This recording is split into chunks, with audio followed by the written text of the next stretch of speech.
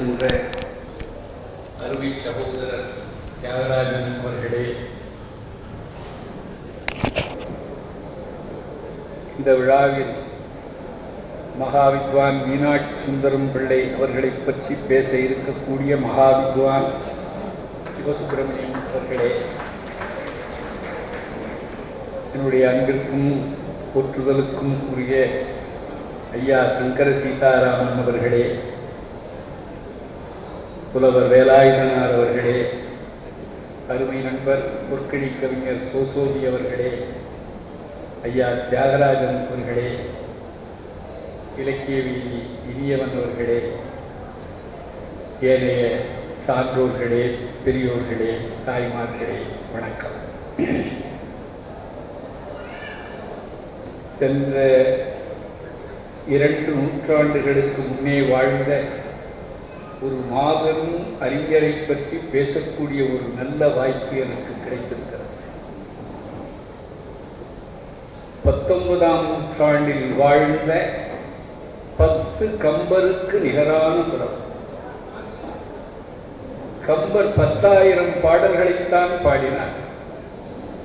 ஆனால் 100,000 பாடல்களை பொழிந்து தள்ளியவர் மகாவித்வான். நினைத்து பாருங்கள், கணிப்பொறி இல்லாதக்கா, பேனா இல்லாதக்கா, தச்சட்டுப்புரி தட்டச்சு சாதனம் இல்லாதக்கா, ஓலையில் எழுத்தாணி கொண்டு எழுதுகிற காலம், சொல்ல சொல்ல இன்னொருவர் எழுதினார் என்பது உண்மை. எழுதுகிறவர் என்ன வேகத்தில் எழுதுகிறாரோ அந்த வேகத்தில் தானே சொல்ல முடியும். 61 ஆண்டு கால வாழ்க்கையில் 100,000ற்கு மேலான பாடல், 75க்கும் மேலான சிற்றிலக்கியங்கள் படைத்த ஒருவரை உலகத்தில் வேறு எங்குமே பார்க்க முடியாது. துணிந்து சொல்லலாம், உலகத்திலேயே மிக அதிகமாக பாடிய கவிஞர் யாரென்றால் மகாவித்வான் மீனாட்சி சுந்தரம் பிள்ளை ஒருவர் தான். அந்த சிறப்பு அவர் ஒருவருக்குத்தான். 1815 பிறந்தார். ஏப்ரல் மாதம் 6ஆம் நாள் பிறந்தார். அவர்களுடைய முன்னோர்கள் மதுரையை சார்ந்தவர்கள். மதுரையிலிருந்து வந்திருக்கக்கூடிய நண்பர்கள் பெருமகிழ்ச்சி அடையலாம்.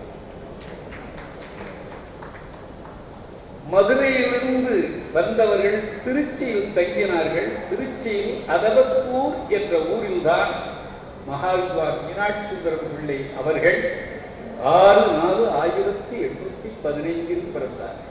பிறந்தார்கள் என்று சொல்லக்கூடாது, தோற்றினார்கள் என்று.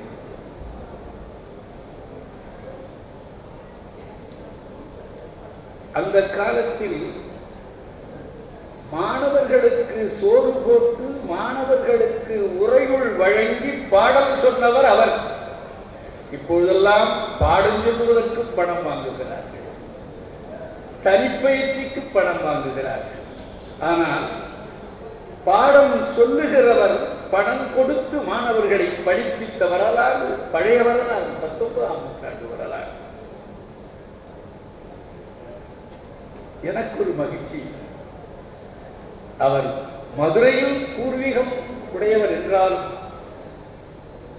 திருச்சி மகாவித்வான் மீனாட்சி சுந்தரம் பிள்ளை என்று பெயர் பெற்றிருந்தாலும் அவர் அதிக நாள் வாழ்ந்தது எங்கள் மயிலாடுதுறையில் என்பது அந்த மயிலாடுதுறையில் பிறந்த எனக்கும் சகோதரி அவர்களுக்கும் மகிழ்ச்சி. அவருக்கு கவிதை ஒரு தமம். 61 ஆண்டுகளில் 45 ஆண்டுகள் அவர் கவிதை தவம் புரிந்திருக்கிறார். மறைகிற வரை அவருக்கு கவிதை தவம். என்னுடைய ஆய்வு சரியாக இருக்குமானால் அவர் இறப்பதற்கு முன்பு பாடிய கடைசி பாடல் இந்த பாடல் தான். ஏனென்றால் அவர் 1/2/1876 மறைகிறார். 2 நாட்களுக்கு முன்பு அவரை கஞ்சனூரிலிருந்து வந்த வடமொழி பேராசிரியர்கள் சந்திக்கிறார். ஒவ்வொரு மனிதரும் வாழ்க்கையில் தவறாமல் படிக்க வேண்டிய வரலாற்று நூல்கள் என்றால் 3 நான் சொல்லுவேன். ஒன்று மகாவித்வான் மீனாட்சி சுந்தரம் பிள்ளையினுடைய சரித்திரம், மற்றொன்று உவேசா அவர்களுடைய வாழ்க்கை சரித்திரம், மற்றொன்று திருவிக்கா அவர்களுடைய வாழ்க்கை. திருவாவடுதுறையில் ஒரு வாரமாக எல்லாம் தப்பித்து போயிருக்கின்றன. நோய்வாய்ப்பட்டு கிடக்கிறார் மகாவித்வான் மீனாட்சி சுந்தரம் பிள்ளை. அவருடைய அன்புக்குரிய மாணவர் உவேசா அங்கே இருக்கிறார். அவருடைய இன்னொரு மாணவர் சௌரிராய நாயக்கர் இங்கே இருக்கிறார். சுப்பிரமணிய தேசிகர், மேலகரம் சுப்பிரமணிய தேசிகர் தான் மகாவித்வானுடைய உயர்வுக்கு மூல காரணம். அவர் கொண்டிருந்த அன்பு அளப்பரிய அன்பு. சேரநாட்டிலிருந்து ஒரு மருத்துவரை அழைத்து வந்து பார்க்க சொல்கிறார். அவர் நாடியை பிடித்துவிட்டு இன்னும் 2 நாட்களுக்கு தங்கும் தாங்கும் என்று சொல்லிவிட்டு போகிறார். வெட்டர சொல்லிவிட்டு போனான், எங்களுக்கு வகி என்று இருந்தது என்கிறார் உவேசா. அதற்கு 2 நாட்களுக்கு முன்பு அவரை சந்திக்க வந்த வடமொழி புலவர்கள் அவரோடு பேசிக் கொண்டிருக்கிறார்கள். நோயாளியோடு பேசுவதே ஒரு கலை. நல்ல காய்ச்சல் ஒருத்தர் கிடக்கிறார், 103 டிகிரி. அவரை பார்க்க போறார். காய்ச்சலா உங்களுக்கா? 103 டிகிரியா? 102 தாங்காதும் பாருங்களே அப்படின்னா நாளைக்கு போற உயிர் அன்றைக்கே போயிடும். நோயாளிகளிடம் பேசுவது ஒரு கலை. நோயாளிகளுக்கு என்ன பிடிக்குமோ அதை வாங்கி கொண்டு போக வேண்டும். நோயாளிகளை பார்க்க போகிற பொழுதும், குழந்தைகள் இருக்கிற வீட்டுக்கு செல்கிற பொழுதும், பெரியோர்களை காண செல்கிற பொழுதும் வெறுங்கையோடு செல்லக்கூடாது என்று நம்முடைய நீதிநூல்கள் தெரிவிக்கின்றன. மகாத்மான் மீனாட்சி சுந்தரம் பிள்ளைக்கு கவிதை என்றால் ரொம்ப பிடிக்கும். வந்தவர்களோ வடமொழி அறிஞர்கள். ஆதிசங்கரர் எழுதிய நூல்களில் ஒன்று மிக அழகான நூல், எளிய வடமொழியில் அமைந்த நூல் சிவானந்த லகரி. சிவானந்த லகரியில் 20வது செய்யுள் ரொம்ப அழகான செய்யுள்.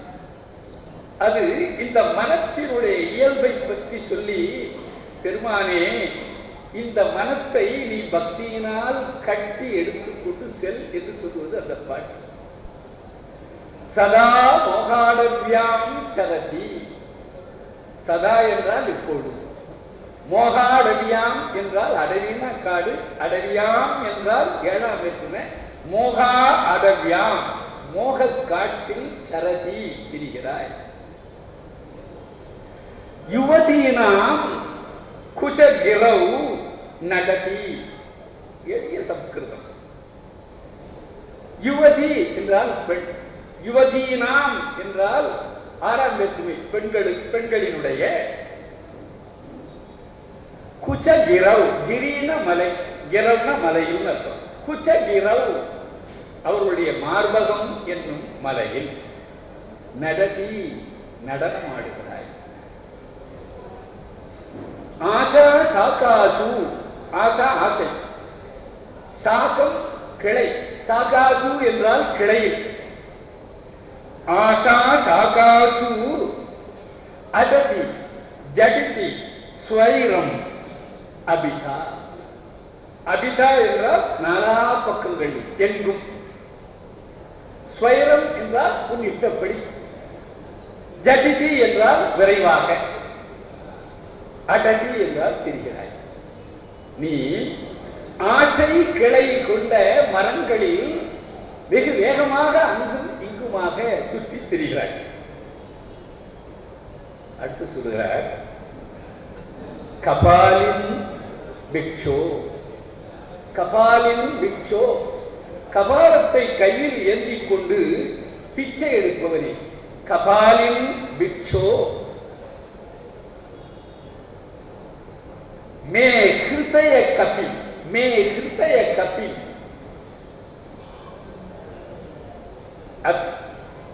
அத்யந்த சபலம். மே ஹிருதய கபில், மே என்றால் என்னுடைய, ஹிருதய கபில் என்றால் இதயமாகிய குரங்கு, அத்யந்த சபலம் மிகவும் சபலமுடையது, ஆசை கொண்டது. என்னுடைய மனம் என்னும் குரங்கு ஆசை கொண்டது, அது மோக அடவியில் திரிகிறது, பெண்களின் மார்பகம் என்ற மலையில் குதிக்கிறது, ஆசை கிளைகளை உண்ட மரத்தில் தாவுகிறது. கபாலத்தை ஏந்திக் கொண்டு திரியக்கூடிய பெருமானே, விபோகோ, விபோ எங்கும் நிறைந்தவனே, சிவ சிவபெருமானே, மே ஹிருதயம் என்னுடைய ஹிருதயம், கபிம் அத்யந்த சலனம் எப்பொழுதும் சலனப்படக்கூடிய குரங்கு, திருடம் பக்தியா பந்துவா, திருடம் உறுதியான, பக்தியா பக்தியினால், பந்துவா கட்டி, சிவ பவத பவத பவத் அத்ய பவத் ஆதீனம் குரு, பவத் ஆதீனம் குரு, தங்களுக்கு உரியதாக குரு செய்து கொடு. இதுதான் அந்த 20வது செய்தி, வடமொழி செய்தி. இத கேட்டார், கொஞ்சம் நினைச்சு பாருங்க. நோய்வாய்ப்பட்ட நிலை, 2 நாளில் அவர் இந்த உலகத்தை விட்டு இறைவன் திருவடியை அடையப் போகிறார். வந்த வடமொழி வாணர் இந்த செய்யுளை எடுத்து சொன்னார். இதை அப்படியே தமிழ்படுத்துகிறார். நோய்வாய்ப்பட்ட நிலையில், மோகமாம் அடவி புகுந்து அறிவயகம் முளை குவடிடை நடமாடி, தாகமாராசை தருக்குலம் தொகும் தாவுமென் புன்மனக் குரங்கை. இந்த 2 அடிகள்ல இந்த ஸ்லோகத்தை பாடி முடிச்சுட்டார். பாகமார்பத்தி நான் கொடு பிணித்து பலிக்கு நீ செல்க யான் கொடுத்தேன். அங்க இறைவனே, நீ என்னுடைய மனக்குரங்கை கட்டி எடுத்துக் கொண்டு செல். சிவானந்தலகரி நம்முடைய பிள்ளை என்ன சொல்கிறார்? பிச்சை எடுக்க வந்தவன் அவன், அவனுக்கு நாமல்லவா கொடுக்க வேண்டும் என்று இவர் கொடுக்கிறாராம். ஒரு சிறு மாற்றம், என்ன அழகான மாற்றம் சொல்றார். மோகமாம் அடவி புகுந்து அறிவயர் முலை குவடிடை நடமாடி, தாகமார் ஆசை தருக்குலம் தொரும் தாவுமென் புன்மனக் குரங்கை, பாகமார் பத்தி நான் கொடு பிடித்து பலிக்கு நீ செல்கையான் கொடுத்தேன். மொழிபெயர்த்தாச்சு. ஆனா இன்னும் ஒரு அடி இருக்கு. அதனால ஏகநாயகனே, தில்லையுள்ளாடும் இறைவனே, எம்பெருமானே என்று பிள்ளை அவர்கள் கடைசியாக பாடிய பாடல் இந்த பாடல் தான். இதற்கப்புறம் பாடினதா எதுவும் எனக்கு தெரியல. மரண தருவாயிலும் கூட கவிதை நினைவோடு ஒருவர் வாழ்ந்திருக்கிறார் என்றால் அவர் கவிதையை தவமாக செய்தவர் என்பதை தவிர வேறு என்ன சொல்ல முடியும்? அப்படி தவமாக செய்தவர் தம்முடைய 45 ஆண்டு கால தவ வாழ்க்கையில் 100,000 பாடல்களை பாடினார் என்பது வியப்புக்குரிய ஒரு செயல் அல்ல. மகாவித்வான் மீனாட்சி சுந்தரம் பிள்ளையிடத்திலே அன்பு கொண்டவர்களிடத்தில் எல்லாம் நான் ஒரு வேண்டுகோள் வைக்கிறேன். அந்த பாடல்கள் பரவாமல் இருப்பதற்கு காரணம் வேறொன்றுமில்லை. அவைகளெல்லாம் கடினமான புணர்ச்சி விதியினால் ஆக்கப்பட்டு பிரிக்கப்படாமல் அப்படியே பதிப்பிக்கப்பட்டிருக்கின்றன. கம்பராமாயணத்திற்கு செய்திருப்பதைப் போல சீர் பிரித்து சொல் வகையாக பிரித்து பிரித்து அந்த நூல்களை வெளியிட்டால் பல பேர் எந்த விதமான குறிப்பும் இல்லாமல் படிப்பதற்கு வசதியாக இருக்கும். அவருடைய சிறப்புகளுக்கு சிலவற்றை சொல்லுகிறேன். இலக்கணத்தில் எனக்கு தெரிந்து 20ஆம் நூற்றாண்டில் ஓமைகளை சொல்லி பாடியவர் சுரதாதான். பாலில் விடம் தெரியாமல் இருக்கிறது, மறைந்திருக்கிறது. எப்படி? தோன்றாத எழுவாய் போல் விடம் பாலில் மறைந்திருந்தது என்று பாடினார். அவர்கள் 2 பேரும் இணை பிரியாதவர்கள், இரட்டை கிளவி போல் இணை பிரியாதவர்கள் என்றார். இருக்கோவேள் என்றால் நிறை நேர் நேர் என்றாகும். நிறை நேர் நேர் மன்னவனே இருங்கோ வேளே என்று பாடினார். இது 20ஆம் நூற்றாண்டில் வாழ்ந்த சுரதா அவர்கள் செய்த அற்புத செயல். இதற்கு மூலம் கம்பரே இதை செய்திருக்கிறார். பொருள்வையில் பிரிந்தவர்கள் திரும்பி வந்தபோது அவர்களை கண்ட பெண்களுடைய முகம் மலர்வதைப் போல தாமரை பூக்கள் குளத்தில் மறைந்தன என்று பாடுகிறார். ஆனால் இதை அகலப்படுத்தி விரிவுபடுத்தி ராஜபாட்டை அமைத்தவர் மகாவித்வான் மீனாட்சி பிள்ளை. மாயூர புராணம் ஒரு புராணம். இந்த புராணத்தை நான் பதிப்பித்தவர்கள் வீட்டிலிருந்தே வாங்கி வச்சிருந்தேன். சுரதாரம் கேட்டார். அந்த மாயூர புராணம், அதுல அவையடக்கம் ரொம்ப அற்புதமான பாட்டு. நன்மொழி இயல் உணர்ந்தோர் நாயினேன் புகன்ற பாடல். தமிழ் படித்தவர்களுக்கு இந்த பாட்டு ரொம்ப ரசிக்கும். ஏன் தெரியுமா? அன்மொழி தொகைக்கு ஒண்ணு படிச்சிருக்கோம், வேற்றுமை அல்வழின்னு ஒண்ணு படிச்சிருக்கோம், போலின்னு ஒண்ணு படிச்சிருக்கோம். அன்மொழி தொகைனா என்ன? பொற்றொடி வந்தாள் என்றால் பொன்னாலாகிய ஆபரணங்களை அணிந்த பெண் வந்தாள், அன்மொழி தொகை. அல்வழி என்றால் என்ன? வேற்றுமை அல்லாததெல்லாம் அல்வழி. வந்த பையன் பேரச்சம் அல்வழி. வேற்றுமை அல்லாததெல்லாம் அல்வழி. போலினா என்ன? பந்தல் பந்தல், அரசன் அரைசன். ஒரு அவையடக்க பாட்டுல பாடுறாரு பாருங்க. நன்மொழி இயல் உணர்ந்தோர் நாயினேன் புகன்ற பாடல் புன்மொழி போலியேனும் வேற்றுமை பொருந்திற்றேனும் வன்மொழி புகன்று தள்ளல் ஆவதோர் வழக்கு உண்டோ. வழக்கு தகுதி வழக்குன்னு சொல்லுவாங்க. ஒரு அவையடக்கத்துல போலி, வேற்றுமை, அல்வழி, அன்மொழி என்ற இலக்கணங்களை இரட்டுற மொழிதல் என்பது எத்தகைய ஆற்றல்! நன்மொழி இயல் உணர்ந்தோர் நாயினேன் புகன்ற பாடல் புன்மொழி போலியே வேற்றுமை பொருந்திற்றேன் அன்மொழி ஆவதேன் அல்வழி ஆவதேன் வன்மொழி புகன்று தள்ளல் ஆவதோ வழக்கு உண்டோ என்று பாடுகிறார். அதற்கு அடுத்து அவருடைய கற்பனைக்கு ஒரு பாட்டு சொல்றேன்.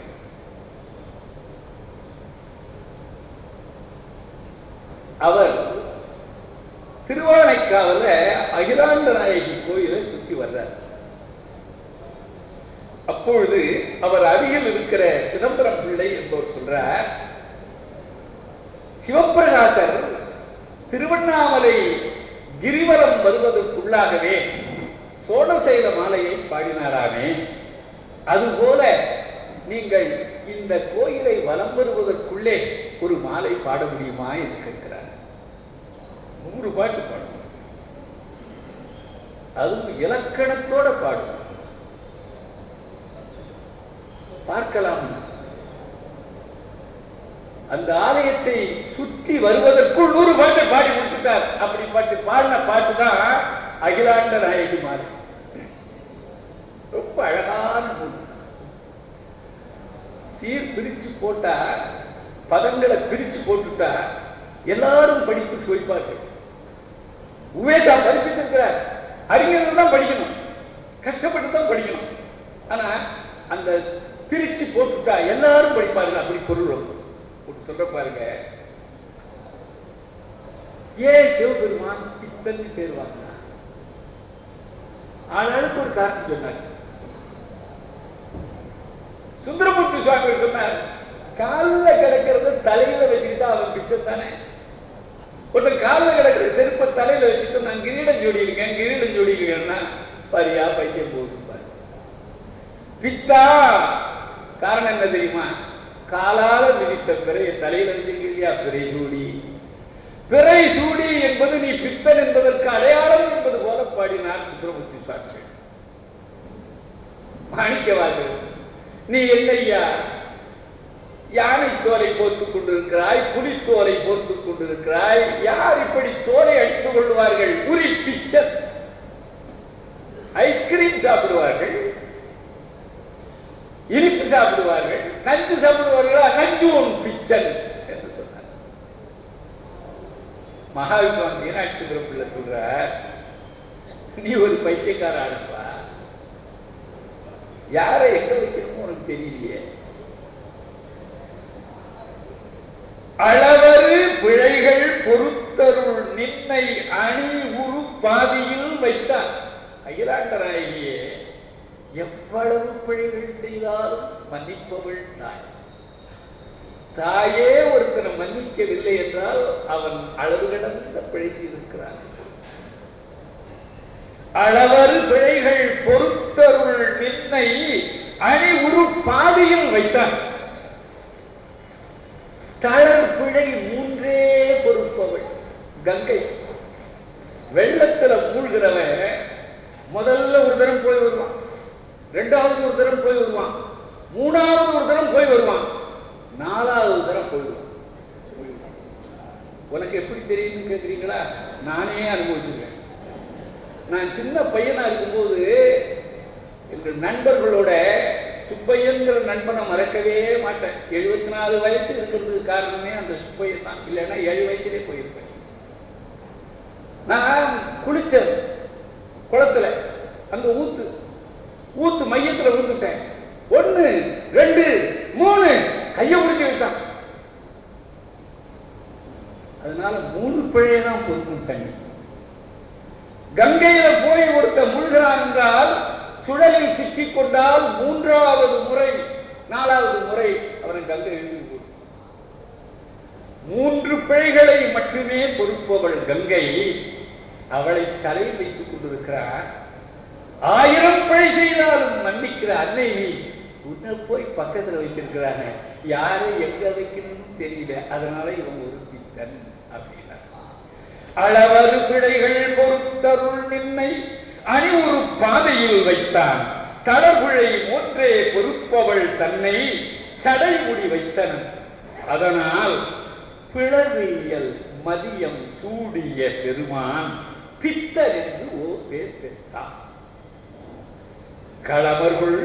களமர்மை கழனி சூழ் திரு ஆனைக்க அகிலாண்ட நாயகியே என்று பாடுறார். அடுத்தது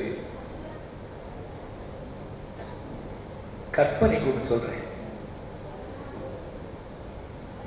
கப்பலுக்கு நிகரானவர் இந்த கவிஞர். நான் சொல்றது சத்திய வாக்கு.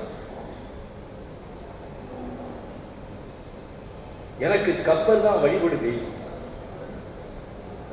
அவருக்கு நிகராக பக்கத்தில் வைக்கக்கூடிய தெய்வம் மகாவித்வான் மீனாட்சி. எல்லாருக்கும் தெரிந்த கப்பருடைய பாட்டு. கடலுக்கு போகிற பொழுது மேகம் வெள்ளை நிறமாக இருந்தது, சிவபெருமான் மாதிரி. நீருண்ட மேகம் மலையை நோக்கி சென்றது, கண்ணங்கரே என்று இருந்தது திருமால் மாதிரி. நீரணிந்த கடவுள் நிறத்தவான் ஆரணிந்து சென்று ஆறுகளில் வேய்ந்து சேரணிந்த உலைத்திரு மங்கைகள் வீரணிந்தவன் மேனையும் மீண்டரே கப்பர் பாட்டு. இதே மாதிரி கப்பர் 2 தெய்வங்களை ஓமையாக சொன்னார். மீனாட்சி சுமணன் பிள்ளை 2 ஆறுகளை ஓமையாக சொல்றார். வெண்மையாக இருந்த மேகம் கங்கை போல காட்சியளித்தது. கடலில் முக்கி நீர் குடித்த மேகம் காளிந்தி யமுனை மாதிரி கருப்பாக இருந்தது. போகும் பொழுது கங்கை மாதிரி சென்று வரும் பொழுது காளிந்தியாக வந்தது என்று பாடுகிறார். பொங்கு வெண்திரை கங்கை மேல் படர்ந்தது போல தங்கு வெண்முகில் வான் வழி படர்ந்து இறை சைலம். இறை சைலம்னா இறக்கைகளோடு கூடிய மலை. அந்த காலத்துல முங்கு தன்கடல் புனல் கொழி கருநிறம் முற்றி அங்கு நின்று காளிந்தி போந்ததென்ன வார்ப்பு. அவருடைய சைவ பற்று நான் பல இடங்களில் சொல்லியிருக்கேன், இருந்தாலும் ஞாபகத்துக்காக சொல்றேன். மாணிக்கவாசகருடைய அப்பா அம்மா பேர் என்ன? யாராவது கேட்டா இது கூட தெரியாதா? சம்புபாதாசிரியர் ஞானவதி அப்படின்னு சொல்லுவாரு. மாணிக்கவாசகருடைய வரலாற்றை முதலில் தெரிவிக்கக்கூடிய அந்த செல்லூரார் பாடிய திருவிளையாடல் புராணத்துல அப்பா அம்மா பேரு இல்லை, மாணிக்கவாசகர் அப்பா அம்மா பேரு இல்லை. கடவுள் மாமுனிவர் எழுதிய புராணத்திலேயும் மாணிக்கவாசகருடைய அப்பா அம்மா பேரு கிடையாது. பரஞ்சோதி முனிவர் பாடிய திருவிளையாடல் புராணத்திலும் அப்பா அம்மா பேரு கிடையாது. ஆனா இன்னைக்கு மாணிக்கவாசகருடைய அப்பா அம்மா யாருன்னா சம்புபாதாசிரியர் ஞானவதிங்கிறார். இந்த பேர் யாரு வச்சது தெரியுமா? மாணிக்கவாசகர் அப்பா அம்மாவுக்கே பேர் சூட்டிய பெருமை மகாத்வான் மீனாட்சி திருப்பதி கூறியது. திருப்பெருந்துறை புராணம் பாடுற அருமை நண்பர் சோசோமி அவர்கள் மகிழ்ச்சி அடையலாம்.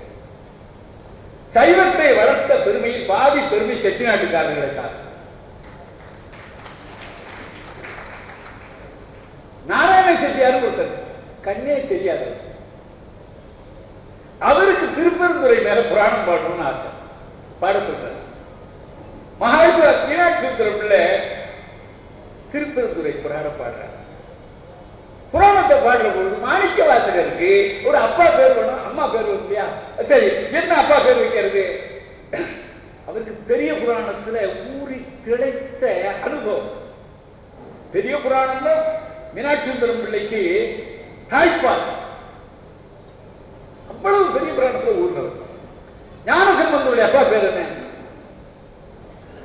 ஞானசம்பந்தருடைய அப்பா பேர் சிவபாத ஹிருதயர் இல்லையா? சிவனுக்கு சம்பூன்னு ஒரு பேர் உண்டுவா, சிவபாத ஹிருதயர். சிவனை, சிவனுடைய திருவடியை இதயத்திலேயே வைத்துக் கொண்டிருந்தவரா? சரி, மாணிக்கவாசகருடைய அப்பாவும் அப்படித்தான் இருக்கணும். சம்பு பாத ஆசிரியர். சம்புன சிவபெருமான், பாதத்தை ஆசிரியர்னா பற்றி கொண்டிருப்பவர், இதயத்தை வைத்துக் கொண்டிருப்பவர், இவர் பற்றி கொண்டிருப்பவர், அவ்வளவுதான். அந்த அம்மா பேர் என்ன? பகவதியா. திருநாவுக்கரசருடைய சகோதரியார் பேர் என்ன? திலகவதியா. காரைக்கால் அம்மையாருடைய பேர் என்ன? புனிதவதி. திலகவதி, புனிதவதி, பகவதி, ஞானவதி. மகாவித்வான் மீனாட்சி சுந்தரம் பிள்ளையினுடைய புராணத்தில் தான் அவருடைய கற்பனையிலிருந்து உருவாக்கப்பட்ட 2 பெயர்கள் மாணிக்கவாசகருடைய அப்பாவுக்கும் அம்மாவுக்கும் பெயர்களாக அமைந்திருக்கின்றன. இது என்னுடைய தீர்மானமான முடிவு. அப்படிப்பட்டவர் ஞானசம்பந்தரை பற்றி பாடுற அழகான பாட்டு. ஞானசம்பந்தர் ஒரு மேகம். மேகம்னா கடல்ல பால் பிடிக்கும் இல்லையா? ஞானசம்பந்தர்ங்கிற மேகம் கடல் என்னும் உமாதேவியின் மார்பகத்தில் பாலை உண்டது. மேகம் மழை பொழியும் இல்லையா? ஞானசம்பந்தர் என்ற மேகம் உமாதேவி என்ற பெண், உமாதேவி என்ற கடலின் பாலை உண்டு கவிமழையை பொழிந்தது. கவிமழை பொழிந்தால் வெப்பம் நீங்க வேண்டும் அல்லவா? இங்க பரசமய வெப்பு நோய் போயிற்று. இதான் பாட்டினுடைய கருத்து. கொண்டலாகிய கவுனைய குலத்து இளங்கன்று. பிரிச்சுட்டா பாட்டு நல்ல புரியும். கொண்டலாகிய கவுனிய குலத்து இளங்கன்று கண்டல் சேர் புனல் கடல் எனும் கௌரிதன் முளைப்பால். கண்டல்னா கைலை, கைலைனா தாழை, தாழை சேர்ந்திருக்கிற கண்டல் சேர் புனல் கடல் எனும் கௌரித்தாய் முளைப்பால் உண்டல் செய்து அரும் பாமழை பொழிதலால் ஒழிந்த மண்டல் கொண்ட தீ வேலில் வெப்பன் பரமதமே. பரசமயமாகிய வெப்பம் அடங்கிற்று என்று பாடுறார். மகாவித்வான் மீனாட்சி சுந்தரம் பிள்ளையை படிச்சா இலக்கண தெளிவு உண்டாகும். இந்த அண்ணன் இருக்காங்க, பாலை நிலம் என்ன என்று கேட்டால் தொல்காப்பியம் படித்தவர்கள் உரை எழுதியவர்கள் என்ன எழுதுறாங்க, அந்த சிலப்பதிகாரத்தில் வர்ற குறிஞ்சியும் முல்லையும் உறமையிட்டிருந்து பாலை என்பதோர் படிவம் கொள்ளும். பாலை என்றால் குறிஞ்சியும் முல்லையும் கோடை காலத்தில் வெப்பத்தால் திரிந்து புற்கென்று காட்சி அளிக்கிறது, அதுதான் பாலை நிலம். இதான் நாம படிச்சிருக்கிற விளக்கம். மதுரை பல்கலைக்கழகத்தில் தொல்காப்பியத்தை ஒவ்வொரு இயலா வெளியிட்டார்கள். முதல் இயலுக்கு அண்ணாமலை பல்கலைக்கழகத்தில் பணியாற்றிய அருணாச்சலம் பிள்ளை ஒரு குறிப்புரை எழுதி ஒரு நூல் அற்புதமான இயல் வெளியிட்டார்கள். அப்புறம் ஒரு மறைஞ்சு போயிட்டார். வெள்ளவாரணம் அவர்கள் மற்ற இதெல்லாம் எழுதினார். அந்த அகத்தனை இயலுக்கு எழுதின அருணாச்சலம் பிள்ளை குறிப்பு எழுதினார், குறிஞ்சியும் முல்லையும் மட்டும் கோடை காலத்தில் பாறையாவதில்லை, எல்லா நிலமும் கோடை காலத்தில் வறண்டு காட்சியளிக்குமானால் அது பாலை.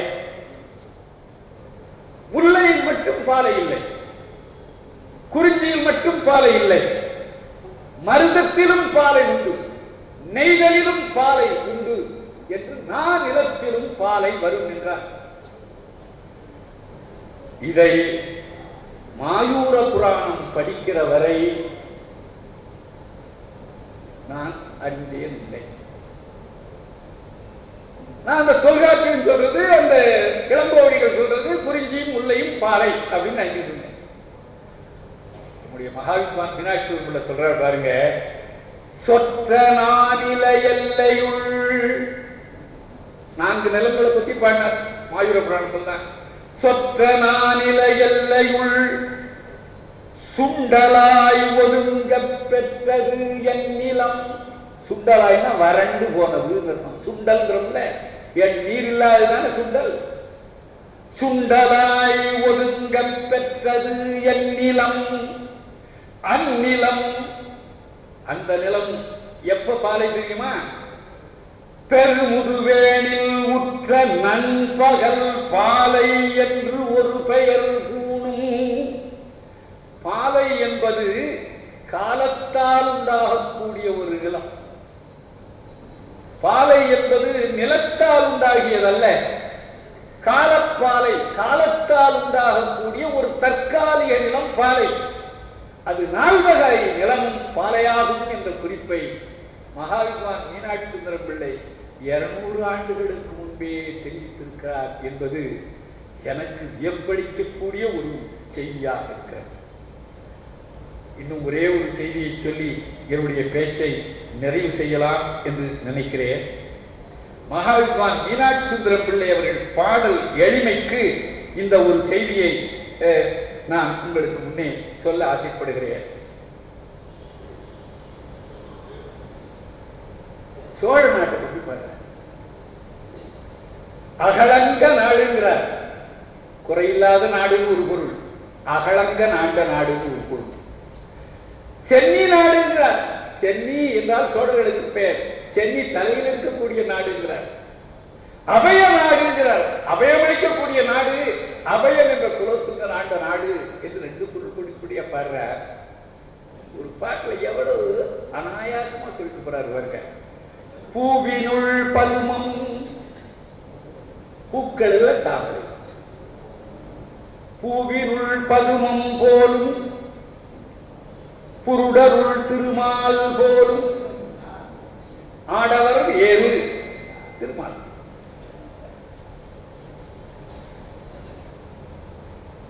அப்புறம் காவிருள் கற்பம் போலும், சோலைகள்ல கற்பக சோலை.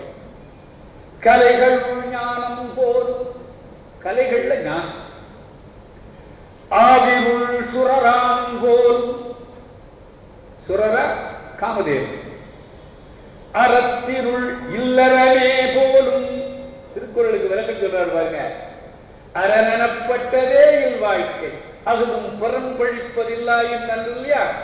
அந்த அரணப்பட்டதே இல்வாழ்க்கை அதுவும் அந்த புறவரமும்னு பரிமேல எழுதுற கொஞ்சம் நீட்டி முழைக்கு ஒரே எழுதினார். அரணப்பட்டதே இல்வாழ்க்கை. அறம் என்றால் இல்வாழ்க்கை தான். துறவு வாழ்க்கையோட உயர்ந்த வாழ்க்கை இல்லை. அதனால்தான் பல பேர் துறவியா இருந்துட்டே இல்லறத்தான இருக்கான். அவனுக்கே தெரிஞ்சு போச்சு அந்த வாழ்க்கையை விட இந்த வாழ்க்கை சிறப்பு. அறத்தினுள் இல்லறமே போலும் நாவினுள் மெய்னா போலும். நாக்க எது? சிறுநெறியார் சென்னா. நாட்டினுள் சோழ நாடு. இப்படி அற்புதமான பல பாடல்களை பாடியவர் நம்முடைய மகாவித்வான் மீனாட்சி சுந்தரம் பிள்ளை அவர்கள். அவருடைய புகழ் மேலும் மேலும் பறந்து சிறக்க வேண்டும் என்று சொல்லி எனக்கு ஒதுக்கப்பட்ட 40 நிமிடங்கள் முடிந்து விட்டதால் அவருடைய பெருமை முடியாது என்றாலும் என் பேச்சு முடிகிறது என்று சொல்லி வாய்ப்புக்கு நன்றி தெரிவித்து அமைகிறேன்.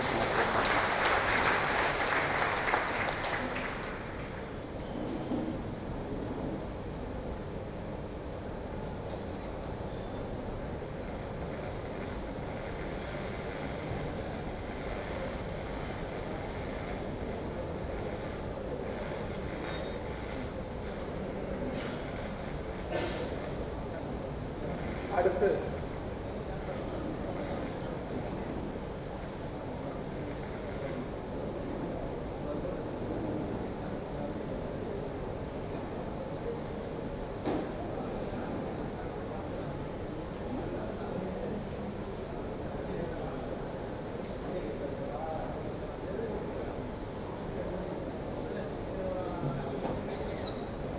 கபிலவாணர் மகாவித்வான் மயிலம் பேராசிரியர்கள் இப்பொழுது அவருடைய திரையை வரையிட்டு பண்ணுவார்கள். அங்கே ஒரு படம் திரையிட்டு மூடப்பட்டிருக்கிறது.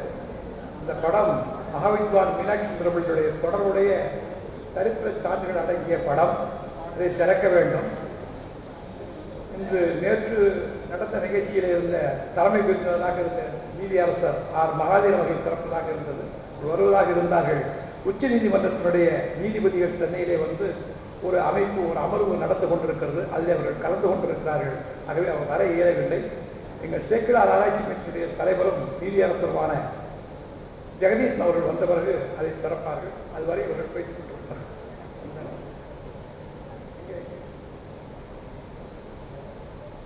அவர்கள் வந்துவிட்டார்களோ ஆகவே அவர்கள் கலந்து கொண்டிருக்கிறார்கள்.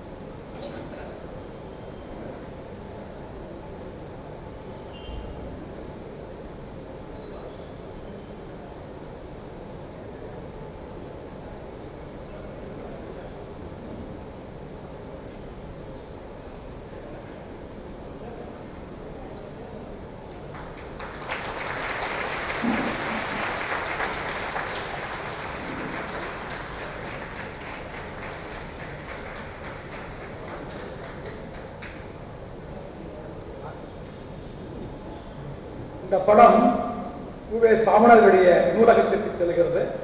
அதை தயாரித்தவர்கள் முனைவர் இவர்கள் தான் உமா மகேஸ்வரி. பல்வேறு இடங்களுக்கு சென்று அதை அரிய புகைப்படங்கள் எல்லாம் தொகுத்து ஒரு படமாக தயாரித்திருக்கிறார்கள். இங்கே அவருடைய படங்களை எல்லாம் இங்கே நாங்கள் ஒரு காட்சி வைப்பது போல வைத்திருக்கிறோம். அதை நீங்கள் கண்டுபிடிக்கிறோம்.